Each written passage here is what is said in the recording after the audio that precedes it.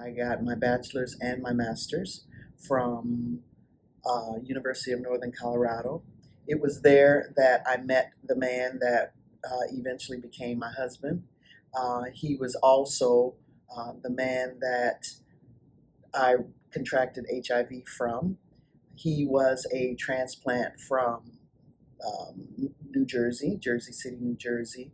I learned that he had a substance use problem, and that is how he contracted the virus.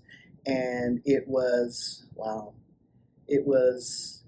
about 2 years into our relationship that he started getting really, really sick. I was 23 and I had just gotten my first teaching contract with Denver Public Schools.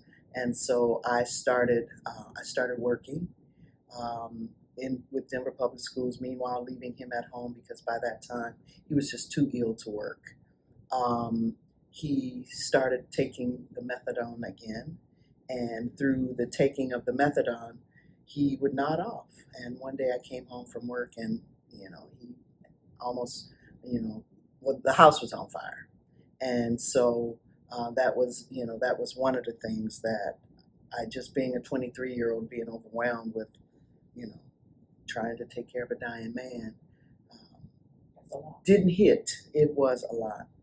The ultimate straw for us was when one day he woke up and he said, "I can't see. I can't see." And so in Denver, when we had moved to Denver, relocated to Denver, and I met someone, and so and she lived in the Washington D.C. area. And so instead of going to see, his name was Billy, going to see Billy because I'm in love or in lust or whatever, as well as just kind of burned out from having to expend all that energy thinking that I had time to see him. So I went to see her that first spring break that I had off. And she asked me the question. She says, "Do you know your status?" And I kind of looked at her with that deer in the headlights look, because it had never occurred to me to even consider my status, because I'm trying to take care of a dying man, and make sure the house doesn't get burned down, and just hadn't considered me at all. And she said, "I will go with you." And so she did. And, in 1986, there was no such thing as a rapid test. You had to do the scrape, get the cells, and wait a week. And so within that week, I was there in DC and got the results, and I tested positive. And in 1986, I don't think that there was really any type of distinction. The lack of education was still significant back then. So I didn't know about age-related complications. All we knew, all the media was feeding us was, GRID, or, AIDS-related complications, or the gay man's disease, and all of those things. So I didn't really know that there was a distinction, because there was a lack of education. So I had to make a phone call the evening that I got those results. And that was one of the hardest phone calls I've ever had to make in my life. And that was to tell this man that I loved and that I knew loved me, that I also had the virus. I think I probably said the AIDS virus, because I didn't know any better. He didn't know any better. And to this day, it still chills me in my very soul to hear the sob that broke from him, having to tell him that I also had the virus. And he apologized profusely. And I had to tell him, it's okay. We were in a monogamous relationship. We didn't know that this was lurking, that this was in your system, that this could have happened to us. We were uneducated and uninformed, like the majority of society, the majority of the world, as it were, at that time. And so it was there that he apologized for asking me to give up my life to go and watch him die. He told me that I did the right thing and that he was glad that I had something to fall back on. That was in March.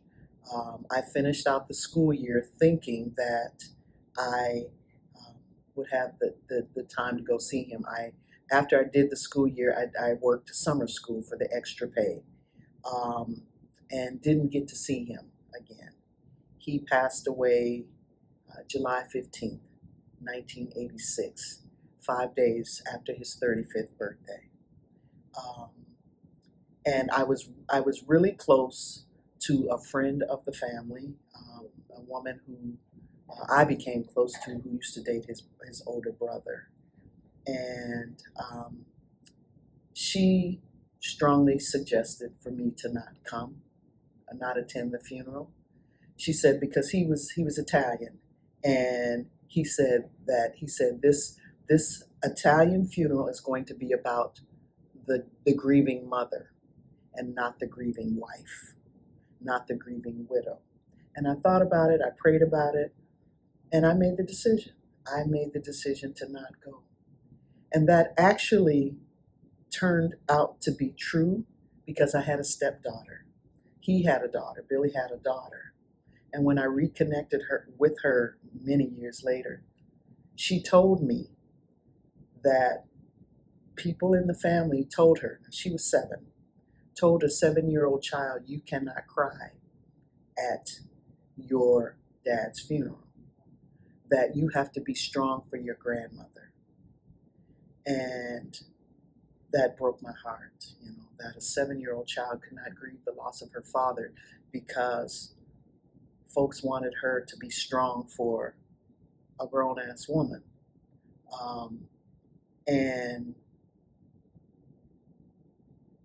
And I thought about those words, and I thought about all of those, that way back in that time where Ann was her name. Ann told me that. And I'm glad that I didn't.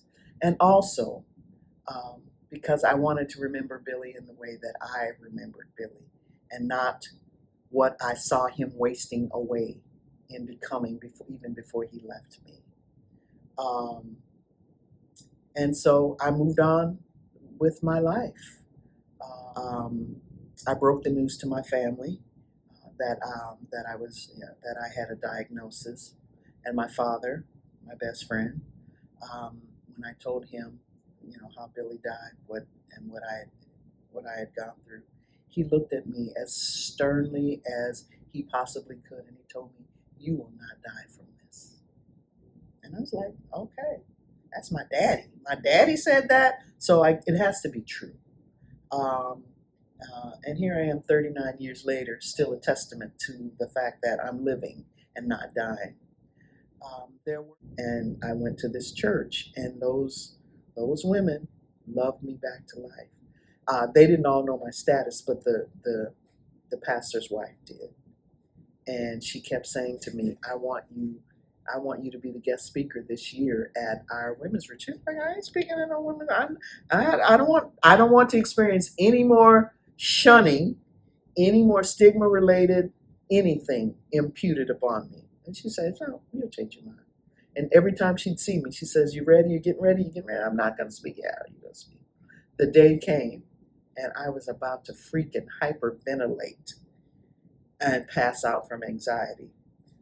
Because up until I heard the voice once again speak to me, I was not going to do it. And the voice said to me, "You have got to do this. And if they reject you, it's not you they're rejecting. It's me in you they reject. And they're the ones that have the leprosy." Okay. I did it. I told my story. And then Spirit said to me, "And then have them come up and lay hands on you." And I said, and I'm having this inner dialogue. It's like, but they're going to reject me. They're going to shun me. Have them come up and lay hands on you. I did what the Spirit said. Those women rushed me They laid hands on me. There was weeping, and Spirit said, "Today you're healed."